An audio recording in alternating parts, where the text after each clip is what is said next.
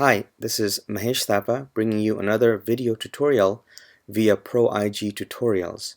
Today I want to show you how I create compelling fireworks shots, especially with the 4th of July just around the corner. Hopefully this tutorial will be very helpful for you. First, let's talk about the equipment. You'll need a camera that's capable of shooting in bulb mode.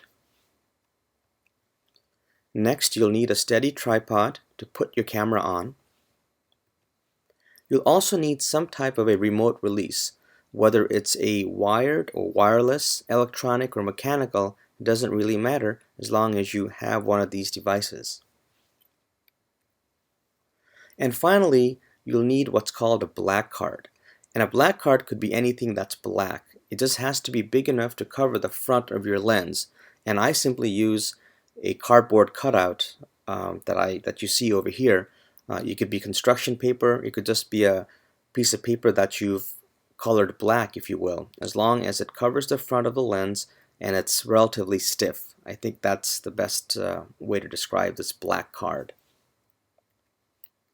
Before the fireworks even start, you have to first determine the proper exposure of your overall scene, and I like to do this in the aperture priority mode.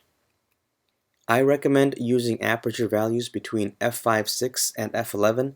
I find this gives the perfect balance between depth of field and crispness of the streaks of fireworks. Also, you should probably use the lowest ISO available for your camera. For example, on my camera, it's ISO 100. When you determine the aperture value and then you compose your scene, make a mental note of the exposure time the camera determines for the overall scene. This will help you determine how much time to expose your image later on.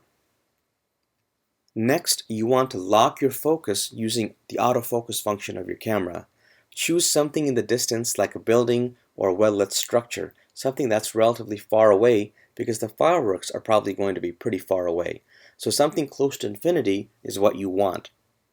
Then switch to manual focus so the camera doesn't hunt every time you take a picture later on. So let's look at an example setup. Let's say you have your camera set up and you chose your f value to be f8. You determine the focus, switch to manual focus, and then half click on your shutter to see what the camera thinks is the appropriate shutter speed. Make a mental note of that shutter speed. Now switch your camera to the bulb mode. Once you do that, set your aperture and ISO values as determined in your aperture priority mode.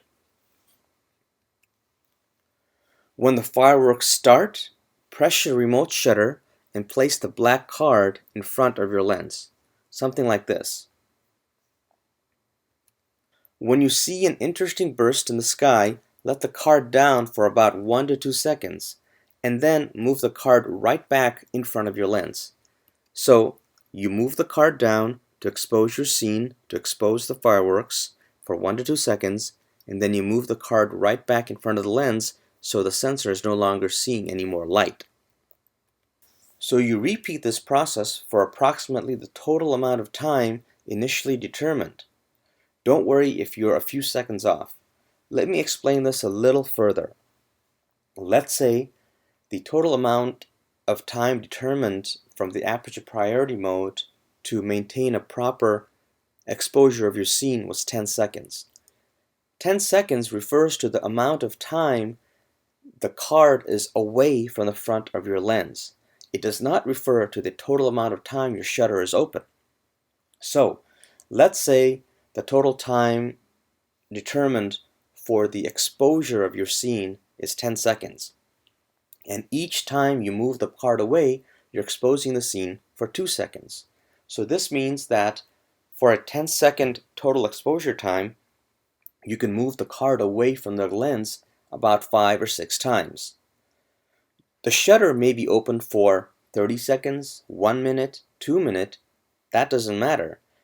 What really matters is how long the black card is away from the front of your lens, because that's the amount of time light is hitting your sensor. Another example, let's say It's 30 seconds is the total exposure time. 30 seconds means that if you're using 2-second intervals of letting the card go away from the front of the lens, you can do this about 15 times. So you can get maybe 15 bursts in your overall image of the fireworks. But the total time the shutter is open with the cable release may be 3-5 minutes. I hope this makes sense. At the end of the time period, you close your shutter, and voila, you have your masterpiece. Here are some examples of fireworks images I created using this method. This one, for example, was at f11 and probably 30 seconds of total shutter time that was exposed to the scene. The total shutter time that was open probably was 3 to 5 minutes. Here's another one shot at f8 and 20 seconds, and one more, f8 and 30 seconds. Good luck, and I hope you found this tutorial helpful.